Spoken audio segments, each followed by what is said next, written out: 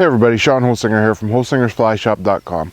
Bringing you a product review today. I haven't done one in a while, and today we're doing one because we got a new rod in at the shop and it's got a lot of buzz on the internet, and I got to take one out and give it a test run, and we're carrying them in the shop now. So what we're going to do today is we're going to go over the Diamondback Ideal Nymph rod, which I really like. You guys know me if you fish with me or been into the shop. You know I'm a syndicate guy. I love my syndicate reaver. I can't say enough about my syndicate reaver. You can go back and check out the rod review on it. But this Diamondback is very comparable. I really like this Diamondback. The one I'm fishing here was a 10-foot one weight. The one weight was awesome. If you guys know me, like I said, if you fish with me or anything, I like to go light. I often fish 2 weights. My reaver's a 2 weight. As I've progressed in my years of fishing, I've always gone down and down. My wet fly rod that I just bought, my Douglas, it's a 3 weight.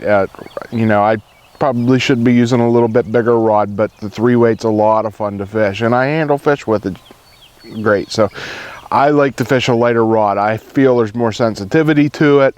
I can control it a lot better, and this one weight is awesome. It has a heavy butt section on it, so the one weight is out in the tip. The butt section is a lot heavier, and it really allows you to work the fish. When you think one weight, you think, oh, I'm not going to be able to handle big fish. Here, I'm going to show you a video right here. I'm dry dropper fishing in this situation. This is shallow water. It's an area where I'm going to use a dry dropper. And here, as you can see here now, I'm fishing the dry dropper, and I hook up with this fish. And it's about a 13-14 inch wild brown trout, and it puts up a heck of a fight. And it was no problem steering it in. As you can see here right now, you know, this fish came right into the net.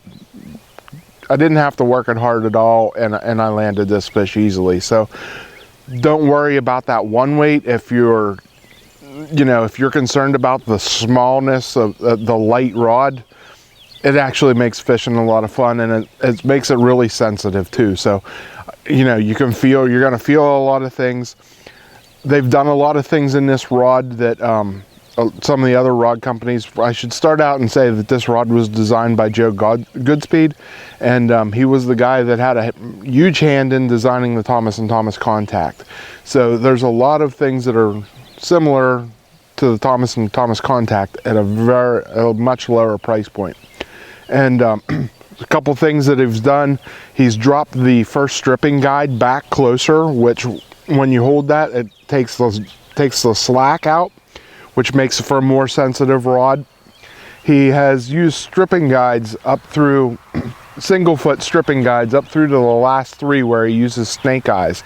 If you fish a light tipped rod like I typically do, I'll tend to get a lot of tangle out at the end of my rod. It'll tangle around the end of the rod a lot.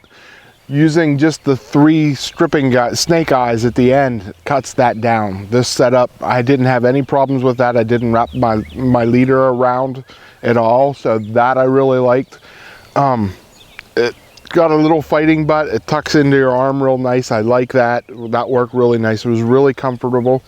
I paired this up with a Redington Rise 3/4 weight, and it might be just a hair heavy. You might want to go a little bit smaller, but that Redington Rise in the 3/4 weight, it worked great for me. I fished it for a couple hours and didn't have any problems, you know, with the balance or anything. It felt good. I had a good day. I also, like I just showed you in that earlier video, I was dry dropper fishing. I also wanted to try it tight lining, so I went into another hole, and as you're going to see me fishing in this hole here, I'm tight lining, working a riffle, working a back eddy off a big hole here, and you're going to see me catch a nice fish here too. And it worked great, real nice and sensitive. I brought that through that run. I felt that thing tugging on it. I was actually slow to the hookup. I let it go a little bit longer than I should have, but I still caught the fish. You know, I felt it great. It was really nice and sensitive. I'm really pleased with it as a tight line rod too. It casts great also. One thing, I had a little bit heavier butt section on this. I'm fishing a 15-pound butt section with this one weight rod.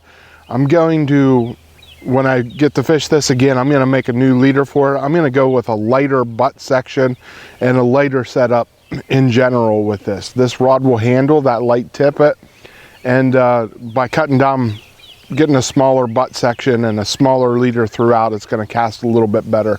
So all in all, guys, I always tell guys when they come in to get a rod, if you're looking for a rod, if you're looking for a Euro rod in particular, the thing I always suggest is buy the best, fastest rod you can afford. What I mean is, at the end of the rod tip, you want your rod tip to recover. So when you snap the rod, it's going to bounce back straight. So you don't want it to bounce and wiggle back. You want it to bounce and come right back straight. That's where your fastness comes in. What that helps is when you cast and when the fish takes your hook. When you set the hook, it all snaps in. You get the little bend and then it pops right back up, and it makes for a harder, faster hook set. So if it bends further back in, if it's a slower rod, it's going to bend, take less time to recover, and you're going to miss hook sets because it's not recovering fast enough. It's not snapping quick. You got to remember, when you're Euro nymphing, those fish are down there and they're sucking it in and spitting it out right away. So when you see that change in your leader or anything, you want to be setting the hook as fast as you can. You want that hook set to take place as fast as you can. So you want the fastest rod you can afford. This rod is $525, $550, depending on which rod you get. And it's in that $525, $550 price range. I guarantee you're not going to find a faster rod in that price range. This is comparable to your Thomas & Thomas Contact. A little bit slower, but it's comparable.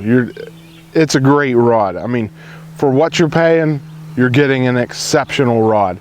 Like I said, I'm big on my Reaver. My Reaver's really super fast and really sensitive. It's $775. If that's not in your budget, this is where you need to be looking. This is a great price point for an exceptional rod. I can't say enough about it. So guys, I hope you liked the video today and the rod review here. I will say the fly that I was using today is a white zebra midge. That's the one I was catching all my fish on. First I was fishing it under a beetle, because right now we have the Japanese beetle in our area. But I'll actually share the video with you next week for that white zebra midge. It uses some flash and it's working really well for me. I really like it. So next week I'll give that video to you, and check out this rod. We have them listed on our website. Come on into the shop and put one in your hands. I'm sure you're going to like it.